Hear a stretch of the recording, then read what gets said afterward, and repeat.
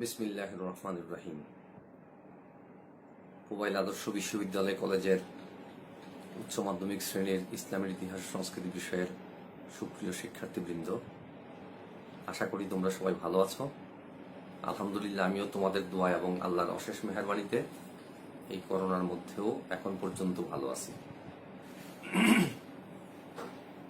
আমরা আজকে আলোচনা করব ভারতের ইতিহাসে শের শাহের কৃতিত্ব।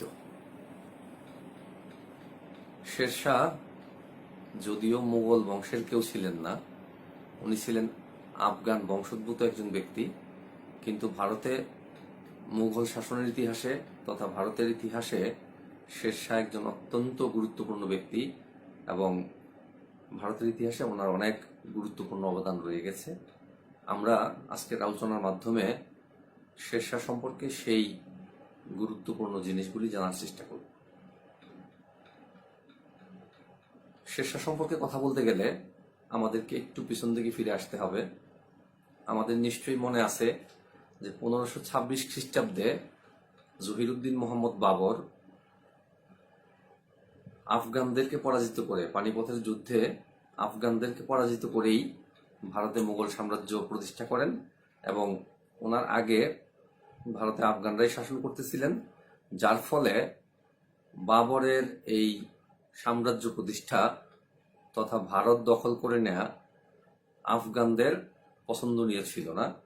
তবে তারা প্রকাশ্যে সেই বিরোধিতা করতেও সাহস পাচ্ছিলেন না, কিন্তু গোপনে গোপনে তাদের অসন্তোষটা বাবরের প্রতি রয়ে গিয়েছিল এবং সেই অসন্তোষের বহিঃপ্রকাশ ঘটাতে গিয়েই আমাদের আজকের যে আলোচ্য ব্যক্তি শের শাহ, উনি ভারতে দীর্ঘদিনের একটা মুঘল শাসনের মাঝখানে এসে আবার আফগান শাসন চালু করতে সক্ষম হন এবং শুধু চালু করেই ক্ষান্ত হন নাই, উনি বেশ কিছু সংস্কারের মাধ্যমে ভারতের ইতিহাসে তথা পৃথিবীর ইতিহাসে নিজেকে স্মরণীয় করে রাখার প্রয়াস পেয়েছিলেন।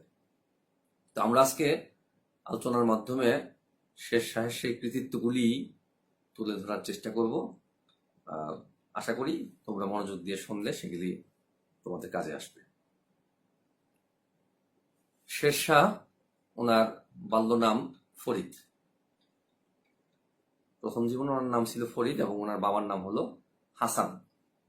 উনি আফগানিস্তানের তখতি সোলাইমান পার্বত্য অঞ্চলের গড়াগাই নামক স্থানের অধিবাসী এবং সেটা আফগানিস্তানের পার্বত্য অঞ্চল। ওনার জন্ম সম্পর্কে দুই ধরনের তথ্য পাওয়া যায়। পি সারান নামে একজন ঐতিহাসিক বলেছেন যে উনি 1472 খ্রিস্টাব্দে জন্মগ্রহণ করেন, আর ঈশ্বরী প্রসাদ এবং ডক্টর কাননগু বলছেন যে উনি 1486 খ্রিস্টাব্দে জন্মগ্রহণ করেন। তো ওনার জন্মগ্রহণের সন নিয়ে বিতর্ক থাকলেও অধিকাংশ ক্ষেত্রেই 1472 খ্রিস্টাব্দ সনটাকেই সঠিক বলে ধরে নেওয়া হয়। যাই হোক, বাল্যকালে যে ব্যক্তিটা ছিলেন ফরিদের বাবার নাম হলো হাসান।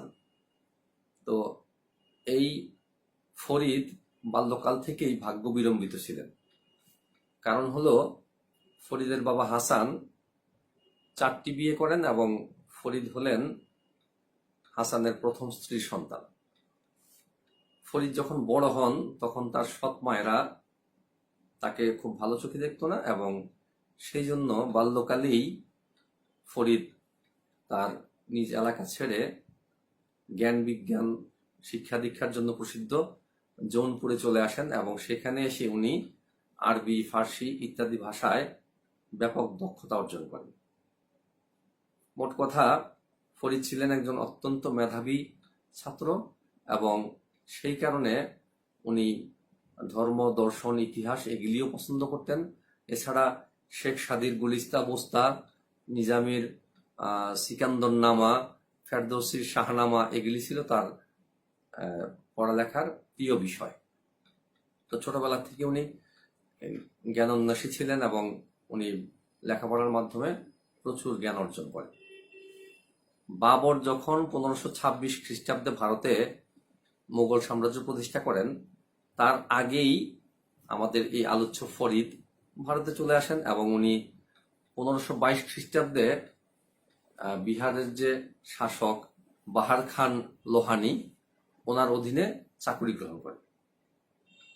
একদিন উনি ওনার মালিকের সাথে জঙ্গলে শিকার করতে যান এবং সেখানে উনি অত্যন্ত সাহসিকতার সাথে একটি আক্রমণরত বাঘকে উনি নিজেই হত্যা করে ফেলেন, যার ফলে তার যে মালিক বাহার খান লোহানী উনি খুশি হয়ে সন্তুষ্ট হয়ে এই ফরিদের উপাধি দেন শের খান, বা পরবর্তীকালে ওনার নাম হয় শেরশাহ।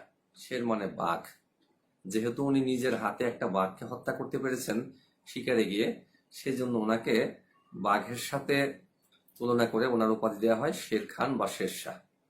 প্রকৃতপক্ষে ওনার নাম হচ্ছে হাসান, আর ওনার উপাধি হলো শেরশাহ বা শের খান।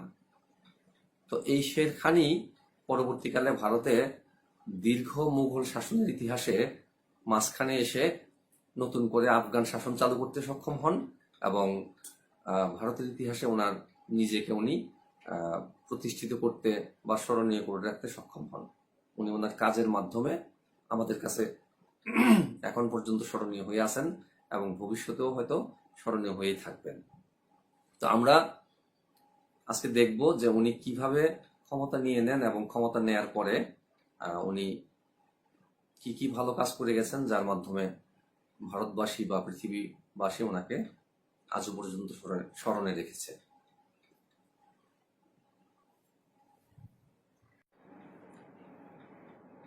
বাবর জীবিত থাকা অবস্থাতেই শেরশাহ বিহারের সাসারামের সামন্ত শাসক হিসেবে নিযুক্ত হয়েছিলেন।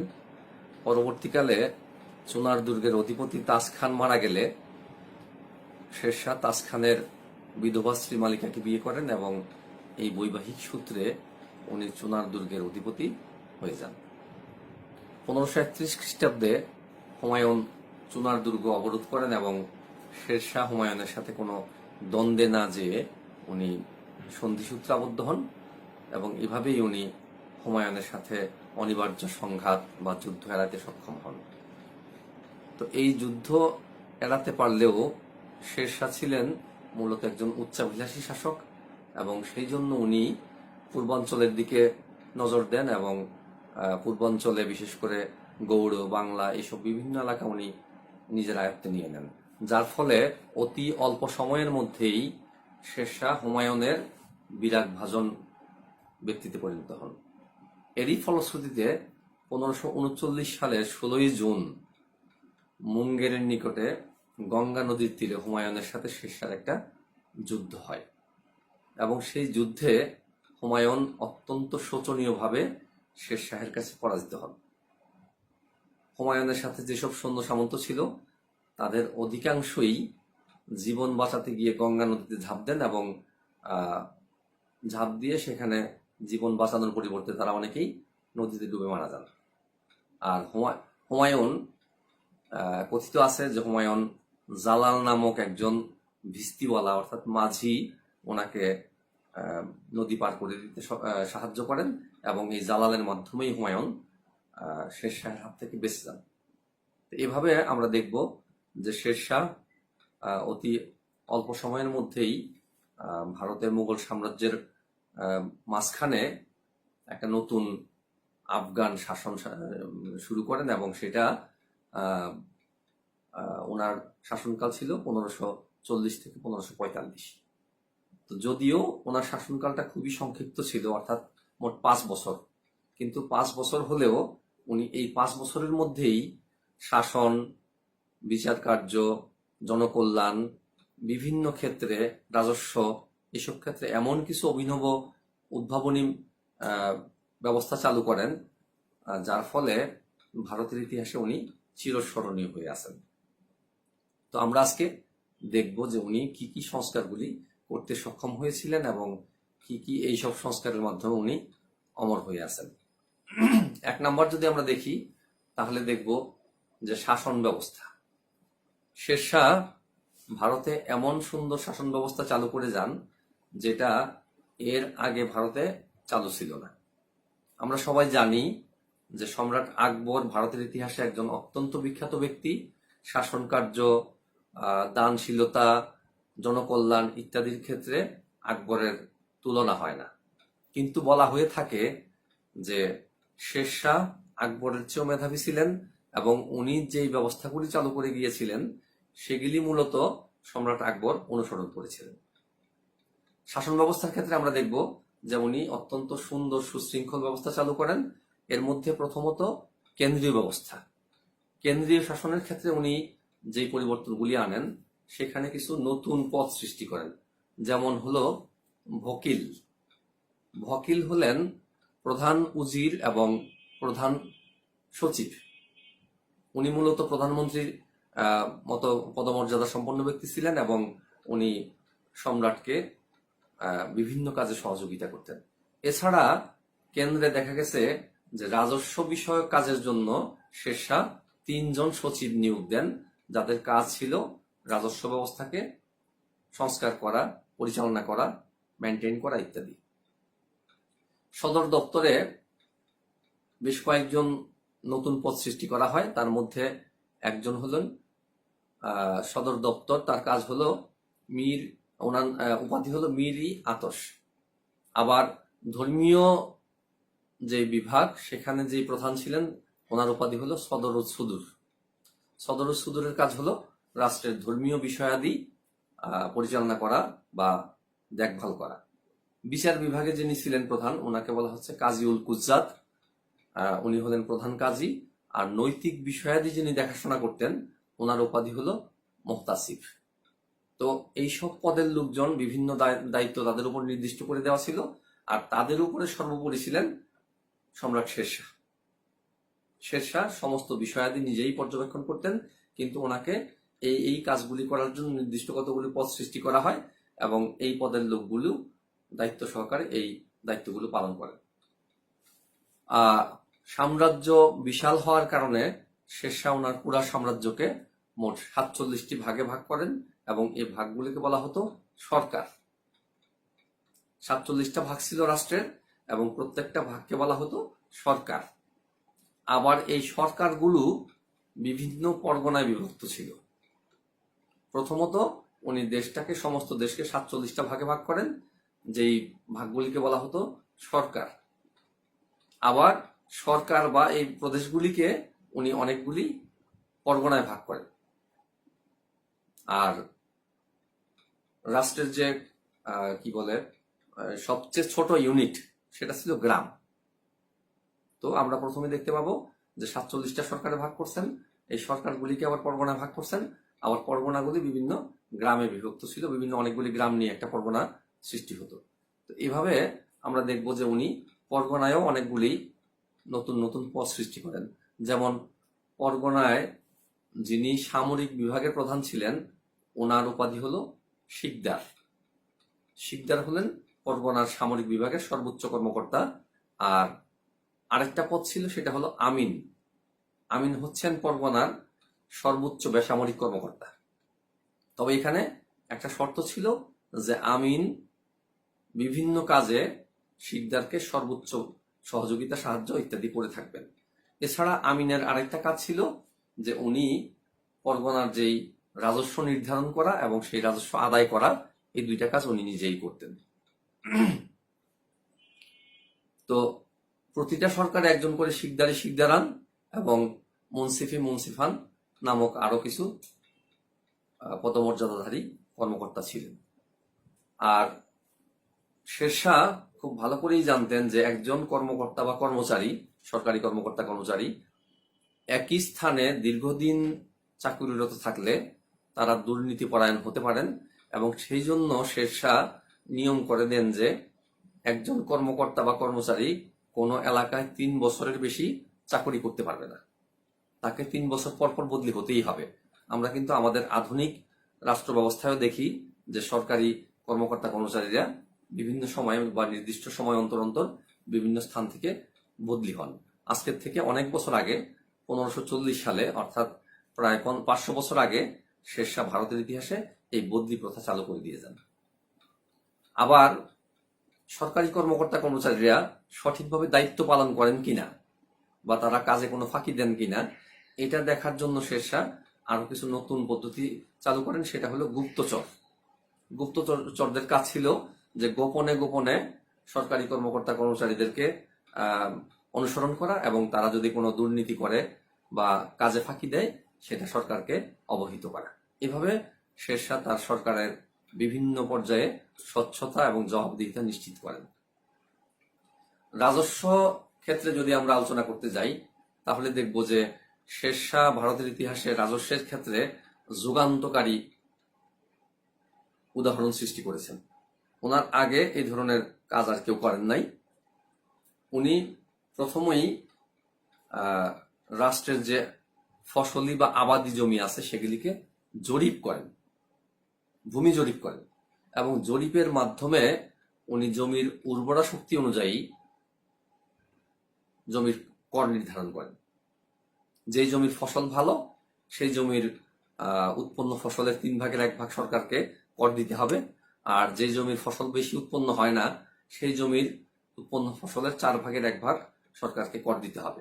এবং শেরশাহ অর্থের পরিবর্তে উৎপন্ন ফসলের মাধ্যমে কর নিতেই স্বাচ্ছন্দ্য বা পছন্দ করতেন। উনি এমন কোনো কর নির্ধারণ করেন নাই যেটা কৃষকরা দিতে পারবে না। কৃষক যেন সহনীয়ভাবে করটা দিতে পারে, আদায় করতে পারে, সেই জন্য উনি অত্যন্ত সহনীয় পর্যায়ে কর নির্ধারণ করেছিলেন জমি জরিপের মাধ্যমে। এরপরে উনি নতুন একটা পদ্ধতি চালু করেন, সেটা হলো কবুলিয়ত ও পাট্টা। কবুলিয়ত ও পাট্টা এটা ভারতের ইতিহাসে নতুন একটা বিষয়।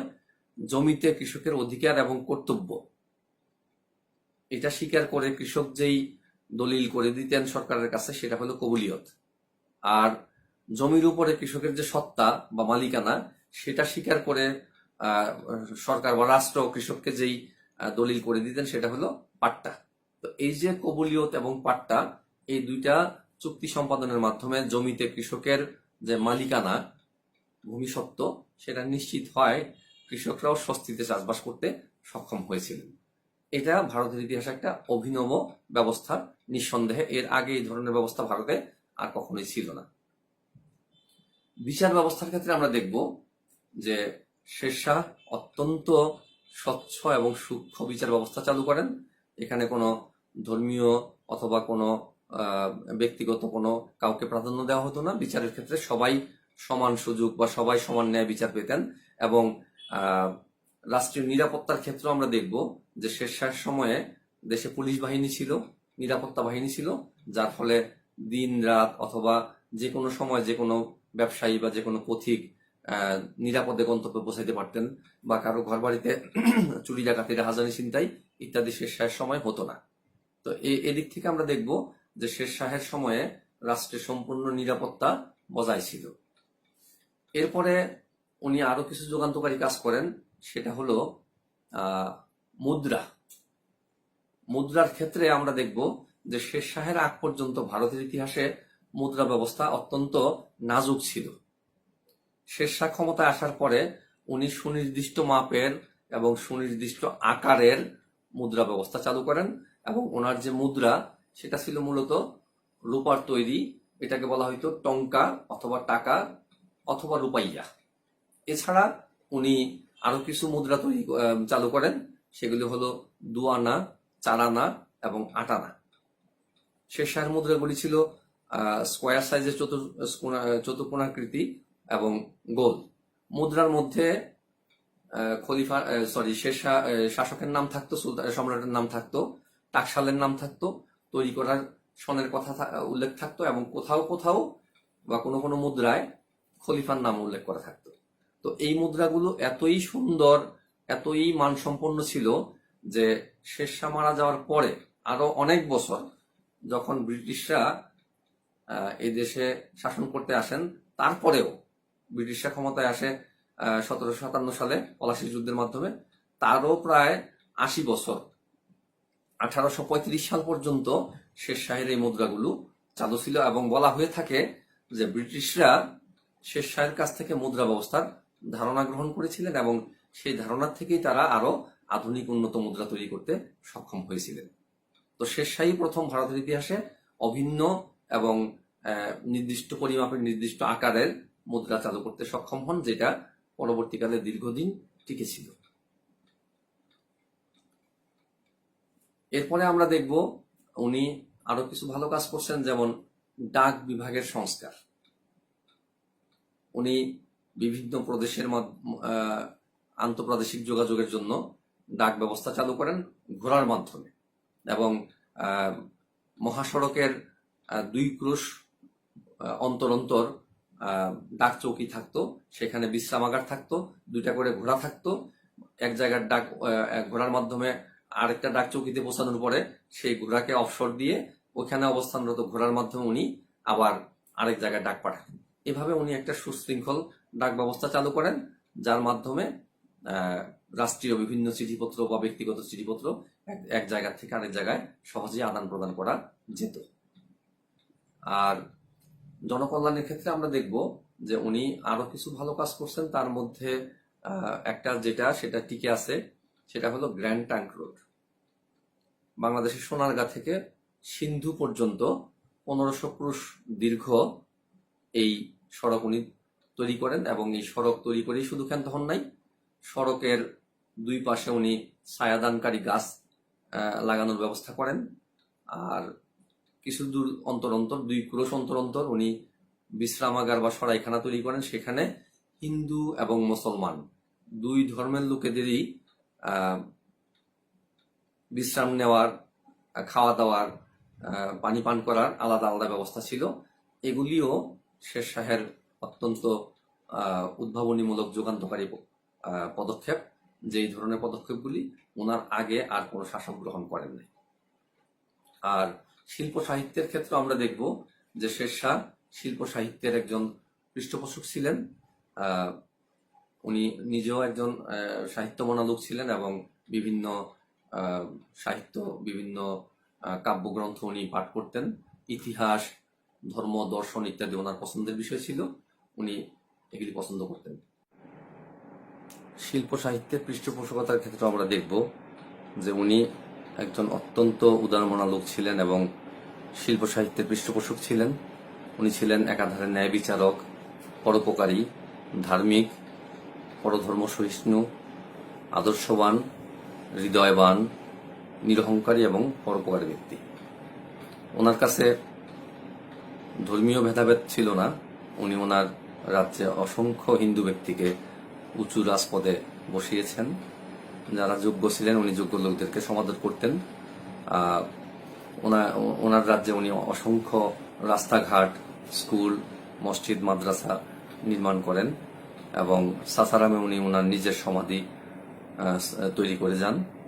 তো সর্বশেষে আলোচনায় আমরা দেখব যে উনি 1540 সালে ক্ষমতায় আসেন, এবং 1545 সালে উনি কালিঞ্জর দুর্গ অবরোধকালে সেই দুর্গের আক্রমণের জন্য রক্ষিত বারুদে আগুন লেগে উনি পুড়ে যান, এবং সেই দুর্ঘটনা থেকে উনি মারা যান। তো ওনার শাসনকাল ছিল মাত্র 5 বছর, কিন্তু আমরা ওনার যে কৃতিত্ব সেটা দেখব। যে ওনার একটা কৃতিত্ব হলো যে প্রায় 300 বছরের দীর্ঘ মুঘল শাসনকে উনি মাঝখানে বিরতি দেন, এবং সেখানে নিজের আফগান বা সুরি বংশ স্থাপন করতে বা নিজেকে সেখানে প্রতিষ্ঠা করতে সক্ষম হন, এবং উনি 5 বছর শাসন পরিচালনা করেন। শুধু তাই না, 5 বছর শাসনকালে উনি ওনার নিজের কৃতিত্ব পুরো বিশ্বকে দেখিয়ে যেতে সক্ষম হন, যার ফলে উনি এখন পর্যন্ত পৃথিবীর ইতিহাসে একজন অত্যন্ত গুণী শাসক হিসেবে পরিচিত হয়ে আছেন। আশা করি আজকের আলোচনা থেকে আমরা শের শাহের বিভিন্ন কৃতিত্ব এবং জনকল্যাণমূলক কার্যাবলী সম্পর্কে ধারণা লাভ করতে পেরেছি। ইনশাআল্লাহ আমরা পরবর্তী ক্লাসে আবার নতুন কোনো বিষয় নিয়ে তোমাদের সামনে হাজির হব। সে পর্যন্ত সবাই ভালো থাকো। আল্লাহ হাফেজ। আসসালামু আলাইকুম ওয়া রাহমাতুল্লাহি ওয়া বারাকাতুহু।